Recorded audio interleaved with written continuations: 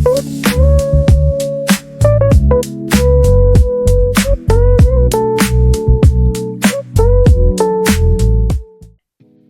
have learned determinant of a matrix, both 2 by 2 and 3 by 3.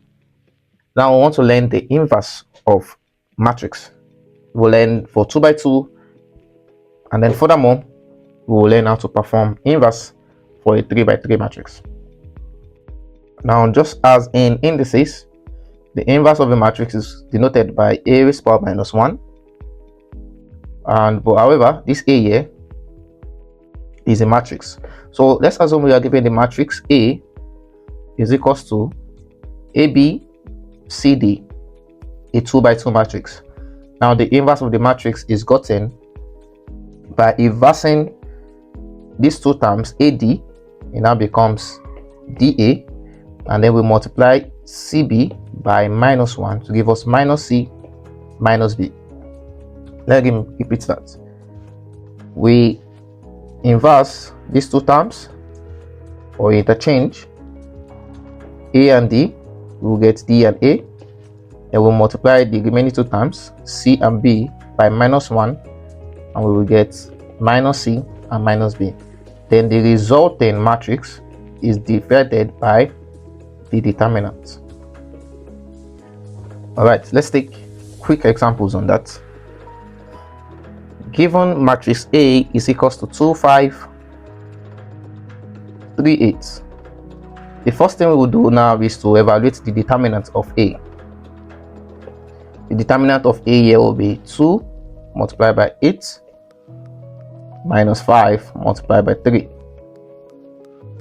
And this is 16 minus 15, which is equals to 1.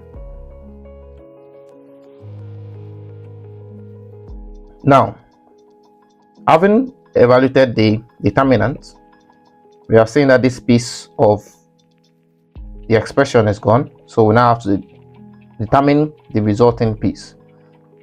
So therefore, we know that A inverse will be 1 over the determinant of A, and the determinant of A in this case is 1. So I can substitute this for 1. Thereafter, I interchange 2 and 8 to give me 8 and 2. Then I multiply minus 3 and 5 by minus 1 to give me minus 3 minus 5. Therefore, A inverse 1 divided by 1 is 1 is equals to 8 minus 5 minus 3 and 2. We can see how easy evaluating the inverse of a 2 by 2 matrix is. Let's take another example. Question 2. Let's evaluate the inverse of, let's say, B is equal to 3 minus 2, 4, and 1. Now, the first thing we do is to evaluate the determinant of B. B is equals to 3 multiplied by 1 minus minus 2 multiplied by 4. This is equals to 4 minus minus 8, and this is okay, this is 3 rather. 3 minus minus 8, and this will give us 11. Now with that done, now we know the expression for inverse of a matrix, which is A inverse is equals to 1 over determinant, and after we interchange A and C, we multiply B and B, C and B by minus 1.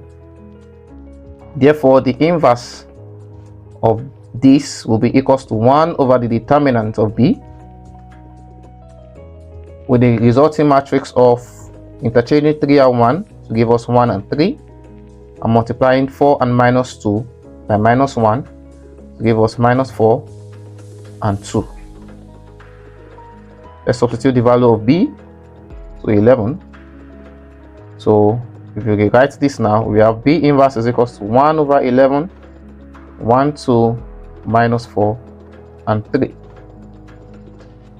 Simple as ABC. One last example. Question 3. Now let's evaluate the inverse of, let's say P now. P is given as a matrix of 3, 7, or 3 minus 4, 7, 1. As usual, the first thing we evaluate, or you can pause the video right now. Let's give it a try. Pause the video right now and try it. 3 minus 4, 7, and 1. Let's evaluate the determinant now. So this will be 3 multiplied by 1 minus 7 multiplied by minus 4. 3 minus 28, which is equals to 31. And with that done now, we know that P inverse is equals to 1 over the determinant of P. The determinant of P is 31. And the resulting matrix of interchanging 3 and 1 to give us 1 and 3, and multiplying 7 and minus 4 to give us, by minus 1 to give us minus 7 and 4. So this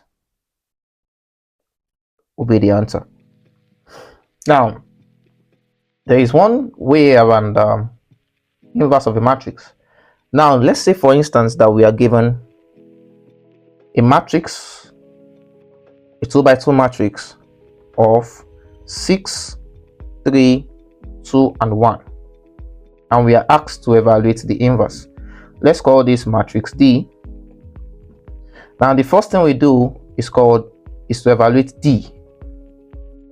D, the determinant of D could be 6, 1, minus 3 by 2, and this will give us 6 minus 6, which is equals to 0.